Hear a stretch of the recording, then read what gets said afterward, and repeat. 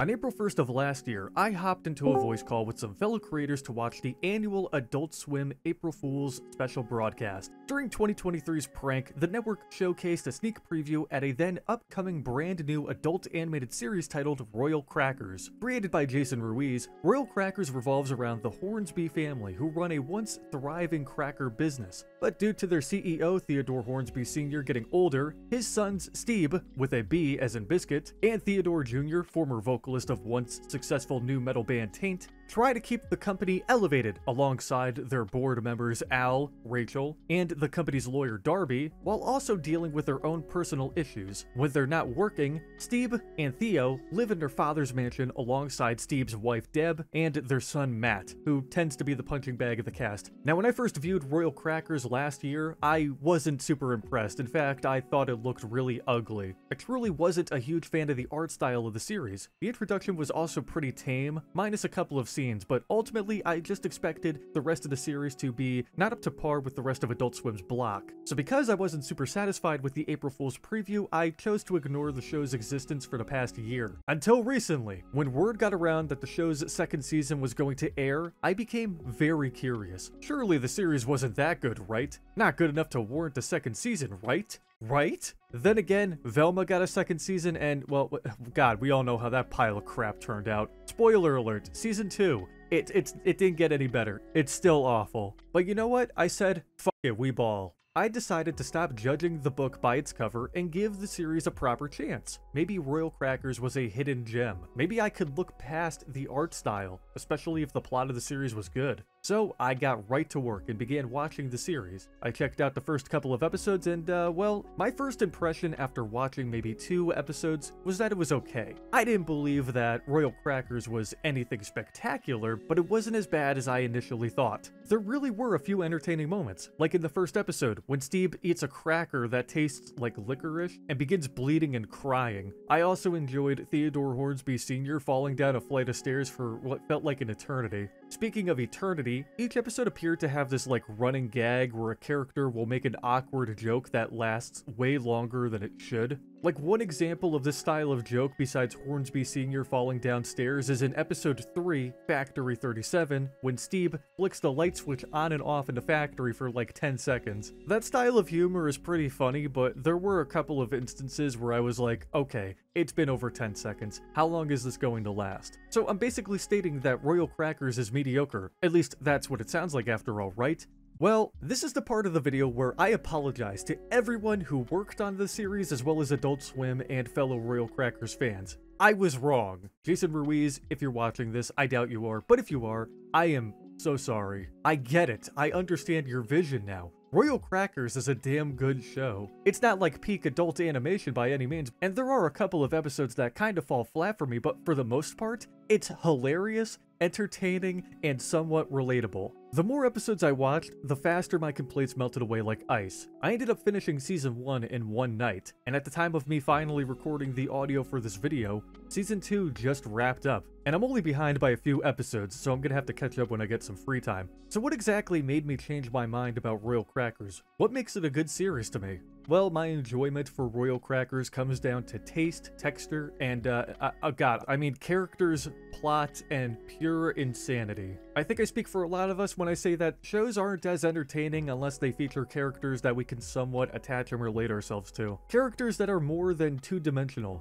that have layers to them, that are human, that exhibit flaws, that face similar situations as we do in the real world. Theo, for instance, is a former nu metal star who is now currently washed up, self-absorbed at times, and constantly looks back on the golden days of his life when he used to be someone more, and tries his hardest to relive those moments. Some days I feel like I'm in Theo's shoes. Not to the extent of what he's been through, but some days I romanticize the past and long for those quote-unquote good old days to return. Sometimes Theo can be a little self-centered, and I think all of us, to an extent, can be a little bit selfish at times, but at the end of the day, he's a good person who can admit his mistakes and learn from them. Evident in episode 2, Theo's comeback tour, which by the way, is one of the best episodes of the series, and I'll explain why in a bit. But I feel like a lot of us can connect with Theo. Well, most of the time. Matt is definitely another relatable character. In fact, he's probably one of the smartest and most impactful people in the series, but just constantly gets dunked on by everyone around him for no justifiable reason. There are times in the series where he shines bright like a diamond, like in the episode Fight for J. Davis High, when he stands up for himself and his beliefs by throwing Sebastian, the son of rival cracker company Denison Crackers, to the ground in a school fight and shatters him. Craftopia is another fantastic Matt-centric episode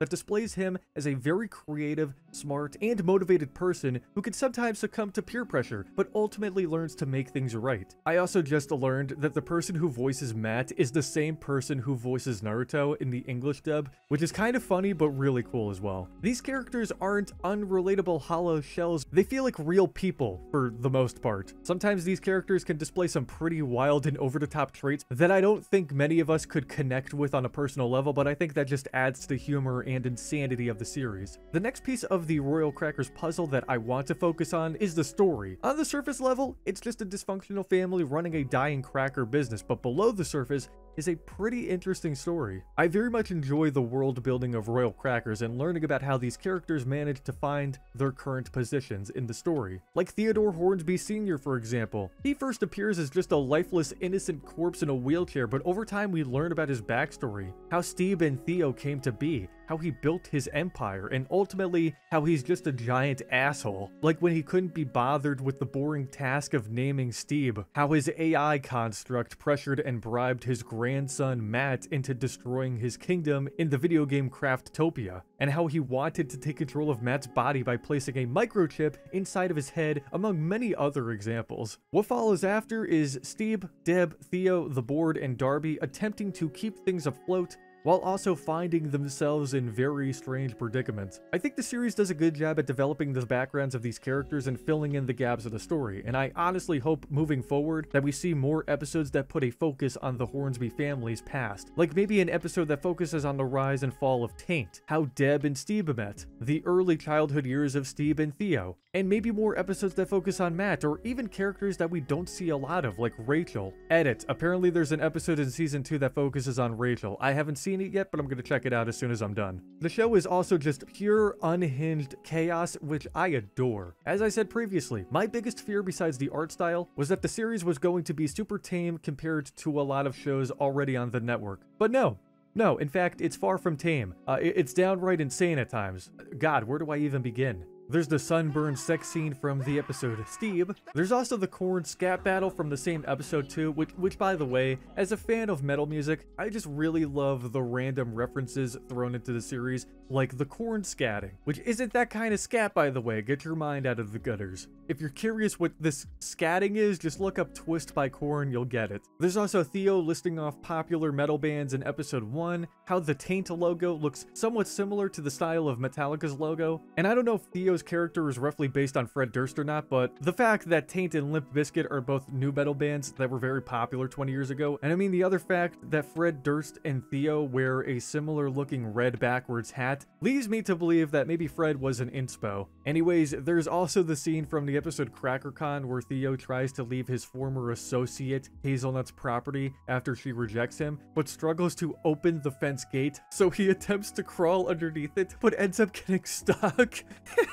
Speaking of CrackerCon, there's a plot line where Steve wants to do a presentation at the CrackerCon convention as a character he created called Captain Cracker, who, well, he has a very interesting backstory. A backstory that is based on a very uncomfortable point in our own history. But Steve, being somewhat of an idiot, doesn't realize it. I also enjoyed the bit from the season 2 episode Fight for J. Davis High, where Steve and Deb are being interviewed on television about the current situation regarding their crackers being replaced at the local high school with their rivals, the Denisons' new healthy kale chips, and the entire interview just consists of Deb carrying the conversation while Steve intensely breathes into the microphone for like 2 minutes, occasionally jumping in for a word or two. I just think that scene is hilarious because it lasts way longer than it should. When you think that Steve will finally stop breathing, he just keeps going. You could tell the creators were definitely committed to that bit, and I respect it. I also really enjoyed the few occasions where old Hornsby Sr. randomly becomes responsive again and just loses his shit. This next example is going to sound really dumb, but there's a scene in the episode Bro Down where Theo tries to spend time with Steve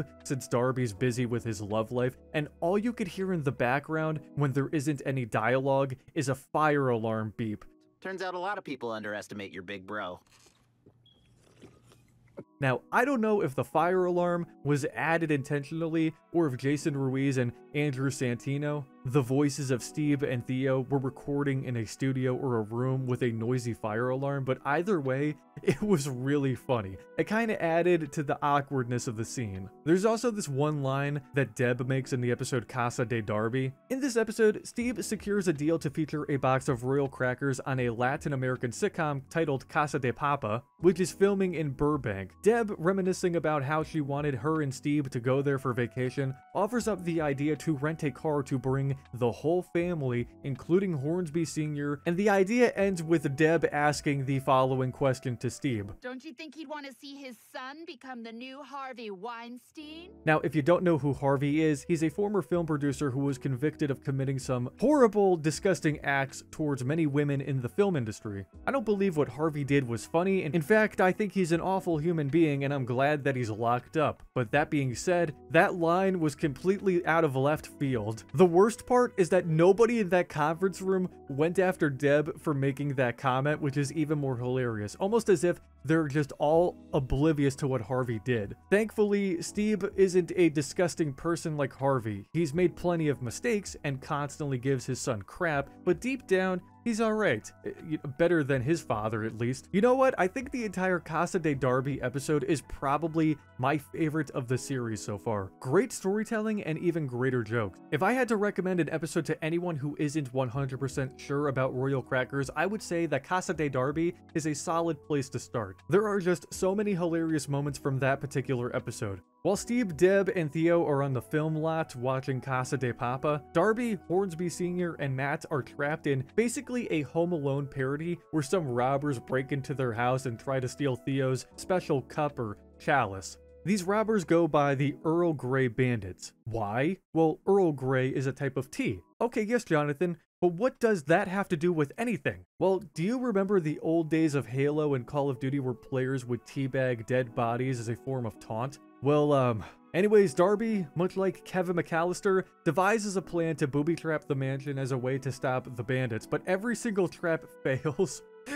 I love this episode. Another funny part of this episode is that while Darby and Hornsby Sr. are held captive, the Joe Pesci knockoff character opens up Matt's door to find him messing around with this anime MMORPG character creator, and Matt just looks at him dead in the face while making the character's chest expand, which just makes him super uncomfortable. I mean, look, I'm a simple creature, okay? I enjoy this kind of humor, which is probably why I love Casa de Darby so much, but I genuinely think that it's one of the funniest episodes of the series, and I would totally recommend it to anyone. Circling back, Theo's comeback tour is definitely up there as being one of the best of the series too. It follows Theo as he attempts to embark on a solo comeback tour to try and make a name for himself again. Matt comes along for the adventure as well, but the two characters soon find themselves in a bit of trouble after they accidentally murder a man. Meanwhile, Steve and Deb take CBD gummies and lose their minds. That entire B-plot is just really entertaining to me. You know, just watching Deb and Steve go crazy because they took more than 2 CBD gummies. I think it's really funny to me because unlike THC, CBD doesn't make people high, yet the series describes it as a hard drug, and to me that's just really funny. And as for the Theo and Matt plot, Darby hooks them up with a fixer to help dispose of the body, and that fixer is voiced by none other than Gilbert Gottfried. Obviously, his audio was recorded before he passed away, but it was extremely surreal hearing Gilbert's voice again, and the ending of the episode almost made me shed a tear from just how impactful it was. I won't spoil too much more from this episode though. I would highly encourage all of you who haven't seen Theo's comeback tour to give it a try. Circling back to just funny moments from the series in general, what is arguably my favorite scene of the whole series thus far, just because of how extreme it is when Theo, Jack hangs himself in the episode Bro Down. I mean, Jesus Christ, that was just insane to witness. Look, I don't believe that Royal Crackers is super innovative or anything. It's totally not a marvel of its time, a series that's going to change the world of adult animation. But that being said, that's not exactly what the show is going for either way. Royal Crackers knows what it's capable of, and it does an outstanding job delivering on those capabilities. It's a hilarious series about a family that's somewhat relatable, trying to stay relevant, and ultimately ending up in the weirdest situations imaginable. It's entertaining as hell. Sure, it has its awkward moments like jokes that last a little bit too long, but I think for the most part, Royal Crackers is a solid series, and I would totally recommend it to anyone looking for an easy laugh. One more thing that I want to touch upon is the style of the show. Previously, I stated that I wasn't a huge fan of the art style, and although the art style didn't bring me in at first, I do respect the look of the show now. In fact, I'm glad that this is the way the series looks. This is a thought that I didn't really consider until after I finished binging season 1. But in a world where many adult animated shows look eerily similar to each other, Royal Crackers definitely stands out as one of the more unique looking titles, and I respect that. Anyways, Royal Crackers Season 2 just wrapped up. If you want to give the series a try, it's available on HBO Max. It's a great series, so please give it a try, and here's to hoping that we get a Season 3. I would love to see more of Royal Crackers. With all that said, if you guys did enjoy today's video, do me a favor and leave a like. Subscribe to the channel if you're brand new around here. Click the bell icon to be notified whenever I upload a brand new video. Follow me on all of my social links and join my Discord server. The links are in the bio below. Have a fantastic day, everyone, but please remember to never eat the licorice crackers.